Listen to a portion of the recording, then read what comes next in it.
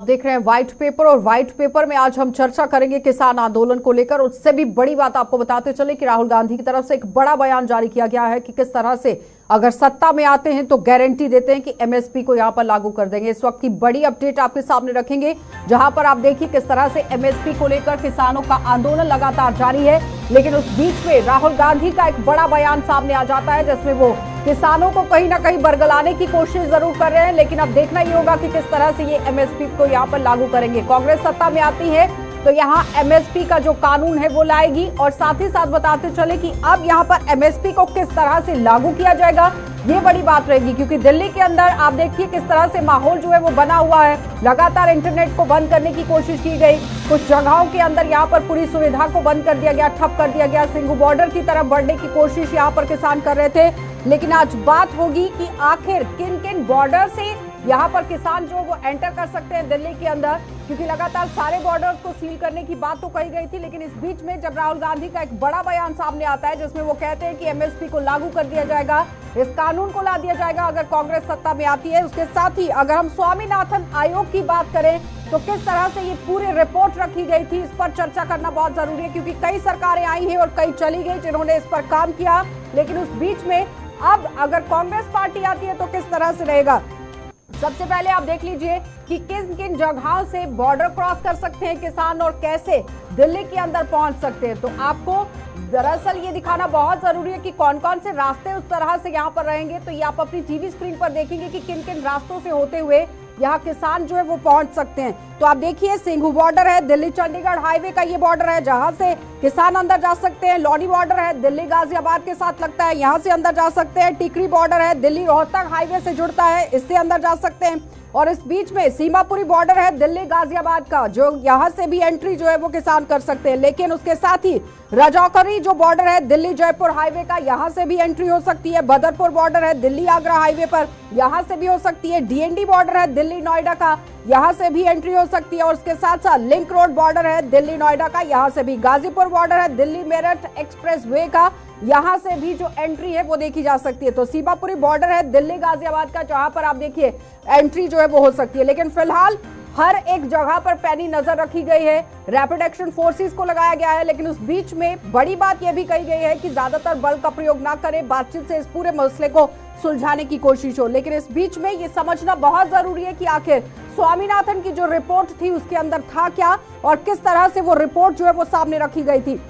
बताते चले कि नवंबर 2004 में यहाँ पर एमएसपी पर ही स्वामीनाथन की अध्यक्षता में कमेटी बनाई जाती है, जिसमें आपने देखा नेशनल कमीशन ऑन ऑफिसर्स के साथ यहाँ पर किस तरह से ये बैठक होती है। लेकिन इस बीच में नेशनल कमीशन ऑन फार्मर्स इसका नाम जो है वो दिया गया था। 2004 से अक्टूबर 2006 के बीच में आयोग ने 6 रिपोर्ट यहाँ पर तैयार कर दी। लेकिन साथ ही साथ समझिए कि किस तरह से अब यहाँ एमएसपी जो है वो लागू करने की बात कही गई है। अगर एमएसपी पर खरीदारी सरकार करती है तो कितनी करेगी, इस पर भी हर किसी की नजर है। क्योंकि सरकार ये बताती है कि 2022-23 में करीब 1063 लाख टन अनाज की खरीद यहाँ एमएसपी पर की गई थी, जबकि 2014-15 में 771 लाख टन की खरीद हुई थी। और उसके साथ साथ अगर हम देखें कि सरकार का खर्च भी लगभग दोगुना इसमें हो गया है। 2014-15 में सरकार ने एमएसपी पर फसल खरीदने पर 1.06 लाख करोड़ रुपए खर्च किए थे, और 2022-23 में 2.28 लाख करोड़ रुपए का खर्च हुआ था। और उस बीच में अब यहाँ स्वामीनाथन की रिपोर्ट पर बात करना बहुत जरूरी था कि आखिर इससे कितना फर्क इस पर पड़ेगा, इसी पर चर्चा करेंगे। चलिए पैनल की ओर बढ़ जाते हैं। इस वक्त हमारे साथ बीजेपी पार्टी से राजेंद्र गुप्ता जी ने यहाँ पर ज्वाइन किया है, बहुत बहुत स्वागत जुड़ने के लिए। कांग्रेस पार्टी से नम्रता हमारे साथ हैं, आपका भी बहुत बहुत स्वागत जुड़ने के लिए।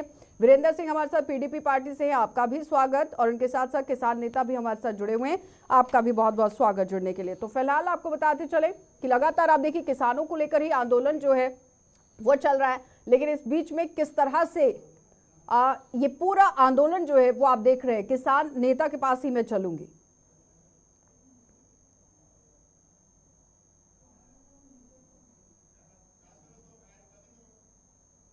राजेंद्र जी, आवाज आ रही है? नम्रता जी आपसे शुरुआत करते हैं। चलिए, कांग्रेस पार्टी एक बड़ा दावा करती है, किस तरह से देगी? देखिए, मैं किसानों के लिए सबसे पहले दो शब्द कहना चाहती हूँ। छत टपकती है उसके कच्चे मकान की, फिर भी बारिश हो जाए तमन्ना है मेरे किसान की। वो जो अन्नदाता, जो इस देश को अन्न देता है, हमें रोटी मिलती है, जिसके कारण आज वो इतना परेशान है इस सरकार के द्वारा कि मैं कहती हूँ कि शर्म है लेकिन बीजेपी को आती नहीं। आज जिस तरह से उनके ऊपर कील, कांटे, बैरिकेड्स और जिस तरह से उनके ऊपर अश्रु गैस ड्रोन द्वारा किए जा रहे हैं, ये अपने आप में शर्मनाक घटना है और इसके साक्षी आज पूरा भारतवर्ष है। मुझे लगता है पूरा आज विदेश के अंदर जहां आज मोदी जी गए हैं, वहां पे भी लोग देख रहे होंगे कि यहाँ आके तो गलीचे से स्वागत हो रहा है, लेकिन वहां इनके देश के ऊपर किस तरह से किसान के ऊपर ये आज बर्बरता पूर्वक ये कर रहे हैं। जब इन्होंने 3 काले कानून लाए किसानों के लिए, तब एक आंदोलन एक पूरा साल के लिए चला, जिसमें हमारे 750 के करीब किसानों की शहादत हुई। हामिद जी, कांग्रेस पार्टी के इस पूरे ऐलान को किस तरह से देख रहे हैं? एमएसपी लागू करने का एमएसपी होता है मिनिमम स्टेबल प्राइस, और इसमें क्या दिक्कत है? मुझे लगता है हामिद जी, आवाज आ रही है? भारतीय जनता पार्टी को ये देने के लिए न्यूनतम जो मूल्य है अगर किसान को मिलता है, उसमें भारतीय जनता पार्टी को क्या है? वो क्यों चाहती है कि अडानी और ऐसे उद्योगपतियों को इतना ज्यादा? ये सिर्फ उनकी सरकार, हम अगर इन्हें सूट बूट की सरकार कहते हैं तो हम कहीं गलत नहीं कहते।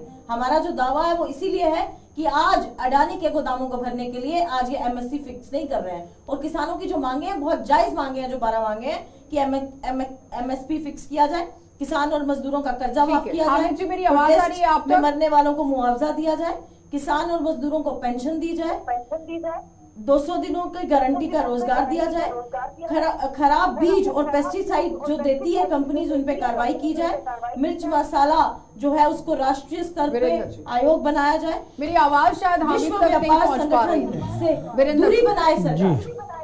देखिए, ऐसे है कि जिस इशू पे आज हम बात कर रहे हैं, तो मैं समझता हूं कि सरकार की इस कार्रवाई को देख के मेरा तो सर शर्म से झुक चुका है कि आप अपने किसानों के साथ करना क्या चाहते हैं। जिस तरीके से किसानों के लिए आप देखिए, हरियाणा में दीवारें खड़ी कर दी गई हैं हाईवे पे, बहुत बहुत बड़े पत्थर वहां लगा दिए गए हैं, और तो और ड्रोन के जरिए उनको मारा जा रहा है, टीयर गैस फेंके जा रहे हैं। भी वो क्या रहे हैं? मुझे एक बात बताइए, अगर सबसे कोई देशभक्त है फौज के बाद, तो मेरे हिसाब से किसान है। क्यों?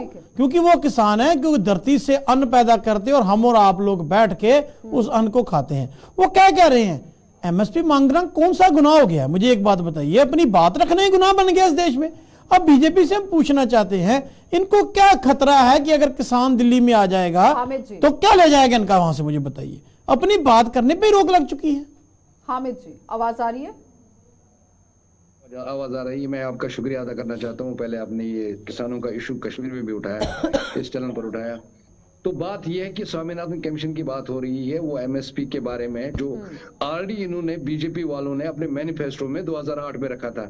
किसानों की कर्ज माफी रखी थी 2008 में, ये मुकर गए वोट लेकर, फिर 14 में भी मुकर गए, मैनिफेस्टो में रखकर भी फिर मुकर गए, वोट हमने डाले, ये हुकूमत इनकी बनी, फिर ये मुकर गए। फिर आंदोलन हुआ, आंदोलन में 5 रुकनी कमेटी बनी, इन्होंने बनाई, हमें नाम पूछे गए, हमने 3 नाम दिए, 2 गवर्नमेंट के नाम थे, 5 नाम ले लिए, मगर आज तक मुझे एक बार बताइए कि उनके साथ मीटिंग हुई, इनकी डिलिब्रेशन हुई, इन बातों पर चर्चा हुई? क्योंकि इस गवर्नमेंट की नीयत और नीति में ही खोट है।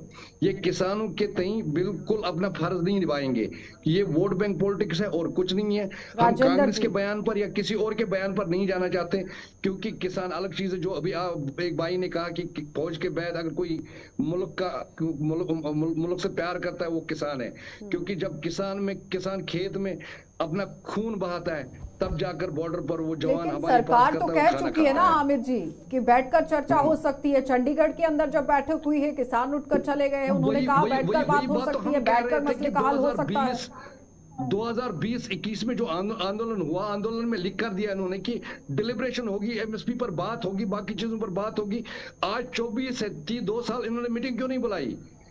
अब इलेक्शन जब हम सड़कों पर निकले तब ये बता रहे हैं अब डिलिब्रेशन होगी, अब बात करेंगे। तो ये 3 सालों में कहाँ थे?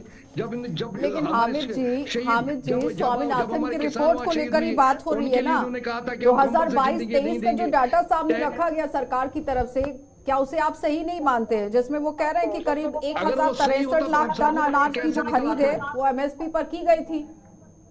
उससे आप पहले देखिए ना, आप 763 थी। देखो, डेटा पर मत जाइए। आप देख लीजिए धान कितनी निकली थी, इन्होंने खरीदी कितनी, और एक ही जगह खरीदी, पंजाब में, हरियाणा में नहीं पड़ा, बिहार में नहीं खरीदी, यूपी में नहीं खरीदी, बाकी जगहों में खरीदी उस एमएसपी पर। ये राजेंद्र एक ही जी, जगह की बात नहीं है, ये पूरे देश जवाब की दीजिए बात इस है। पर। आप मुझे बताइए कि टैनी के बच्चे को, टैनी के लड़के को अभी तक सजा मिली?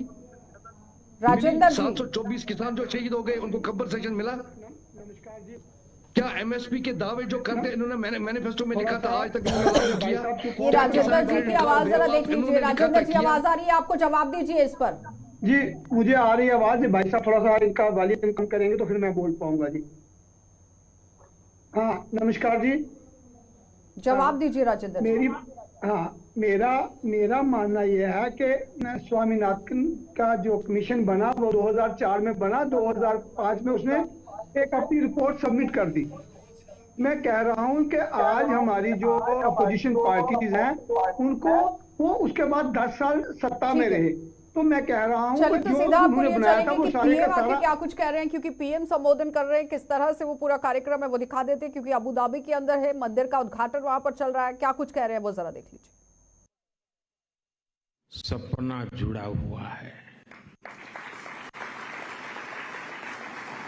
और इसमें भगवान स्वामीनारायण का आशीर्वाद जुड़ा है।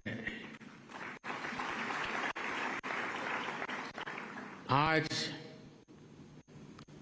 प्रमुख स्वामी जिस दिव्य लोक में होंगे, उनकी आत्मा जहां होगी वहां प्रसन्नता का अनुभव कर रही होगी।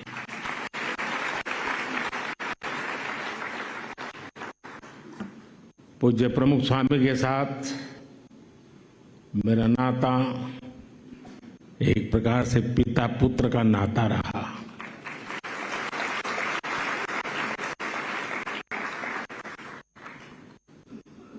मेरे लिए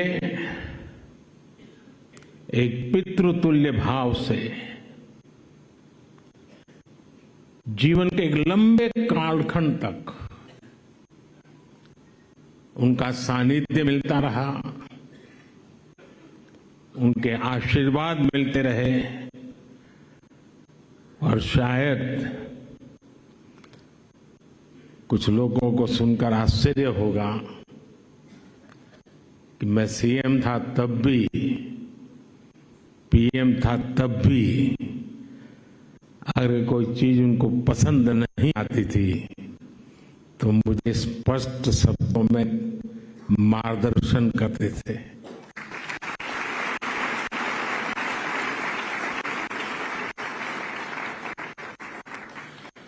और जब दिल्ली में अक्षरधाम का निर्माण हो रहा था तो उनके आशीर्वाद से मैं शिलान्यास कार्यक्रम में था। तब तो मैं राजनीति में भी कुछ नहीं था। और उस दिन मैंने कहा था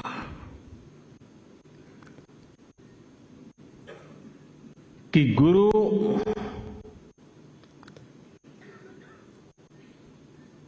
की हम बहुत तारीफ तो करते रहते हैं, लेकिन कभी सोचा है कि किसी गुरु ने कहा कि यमुना के तट पर अपना भी कोई स्थान हो और शिष्य रूपी प्रमुख स्वामी महाराज ने अपने गुरु की उस इच्छा को परिपूर्ण कर दिया था।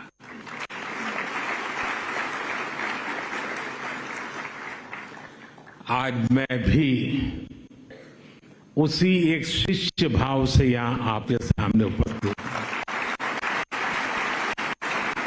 कि आज प्रमुख स्वामी महाराज का सपना हम पूरा कर पाए हैं। आज बसंत पंचमी का पवित्र त्योहार भी है, पूज्य शास्त्री जी महाराज की जन्म जयंती भी है। ये बसंत पंचमी, ये पर्व मां सरस्वती का पर्व है। मां सरस्वती यानी बुद्धि और विवेक की मानवीय प्रज्ञा और चेतना की देवी। ये मानवीय प्रज्ञा ही है जिसने हमें सहयोग, सामंजस्य, समन्वय और सौहार्द जैसे आदर्शों को जीवन में उतारने की समझ दी है। मुझे आशा है कि मंदिर भी मानवता के लिए, बेहतर भविष्य के लिए वसंत का स्वागत करेगा।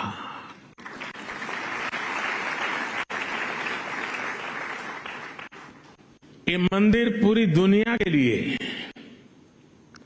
सांप्रदायिक सौहार्द और वैश्विक एकता का प्रतीक बनेगा।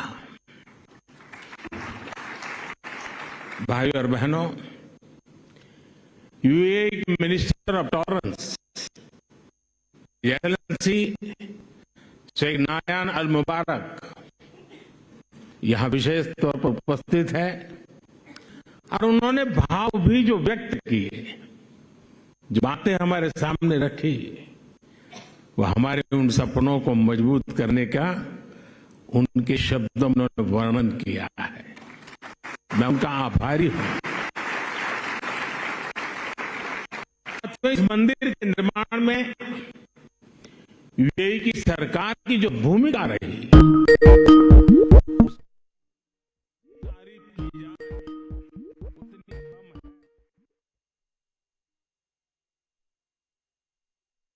आप अबू धाबी से ही लाइव देख रहे थे, जहां पर मानव इतिहास का नया स्वर्णिम अध्याय जो है वो लिखा गया है। और आपको बताते चले कि आप देखिए किस तरह से भव्य मंदिर यहां पर बनाया गया है और मुकम्मल तरीके से स्वामीनारायण मंदिर का यहां उद्घाटन हुआ है। और संयुक्त अरब अमीरात यानी कि यूएई के अबू धाबी में पहला हिंदू मंदिर बनकर ये तैयार हो गया है। और बीएपीएस द्वारा निर्मित ये हिंदू मंदिर बेहद भव्य और विशाल है। अयोध्या में रामलला की प्राण प्रतिष्ठा होती है और अब आप देखिए किस तरह से गूंज जो है वो अबू धाबी के अंदर भी बजती नजर आई। यूएई की पूरी गवर्नमेंट ने कितने बड़े दिल से करोड़ों भारतवासियों की इच्छा को पूरा किया है। और इन्होंने सिर्फ यहां नहीं, 140 करोड़ हिंदुस्तानियों के दिल को जीत लिया है।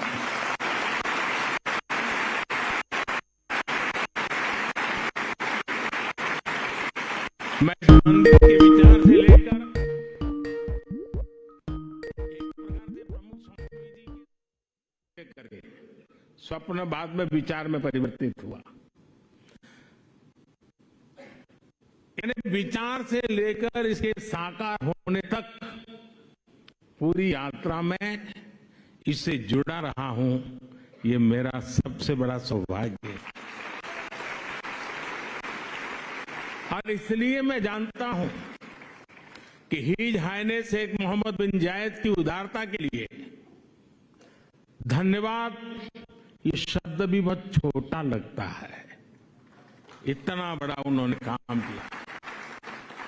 मैं चाहता हूं उनके इस व्यक्तित्व को, भारत यूएई रिश्तों की गहराई को केवल यूएई और भारत के लोग ही नहीं बल्कि पूरा विश्व भी जाने।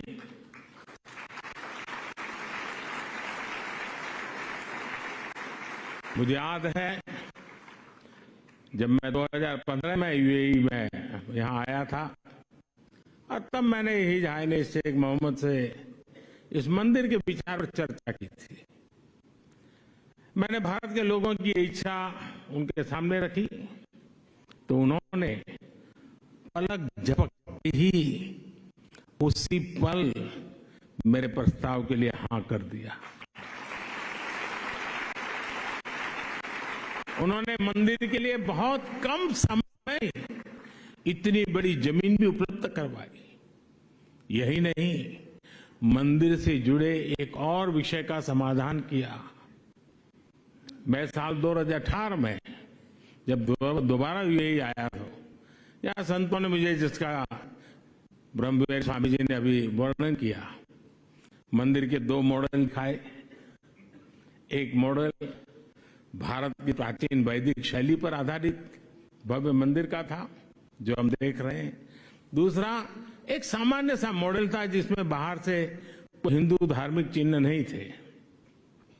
संतों ने मुझे कहा कि यूएई की सरकार जिस मॉडल को स्वीकार करेगी, उसी पर आगे काम होगा। जब यह सवाल हिज हाइनेस शेख मोहम्मद के पास गया, तो उनकी सोच साफ, एकदम साफ थी। उनका कहना था कि अबू धाबी में जो मंदिर बने, वो अपने पूरे वैभव और गौरव के साथ बने। वे चाहते थे कि यहां सिर्फ मंदिर बने ही नहीं, बल्कि वो मंदिर जैसा दिखे भी। साथियों, ये छोटी बात नहीं है, बहुत बड़ी बात है। यहां सिर्फ मंदिर बने ही नहीं, लेकिन वो मंदिर जैसा दिखे भी।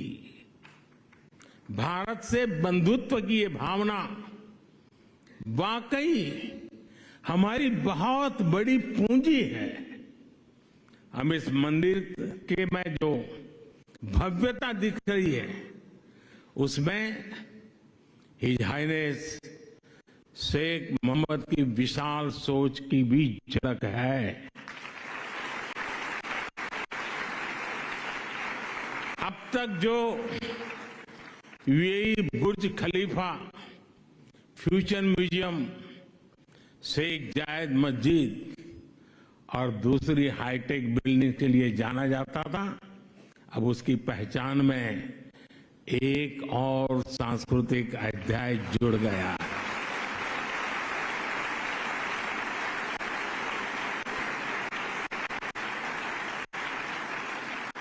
मुझे विश्वास है कि आने वाले समय में यहां बड़ी संख्या में श्रद्धालु आएंगे। इससे यूएई आने वाले लोगों की संख्या भी बढ़ेगी और पीपल टू पीपल कनेक्ट भी बढ़ेगा।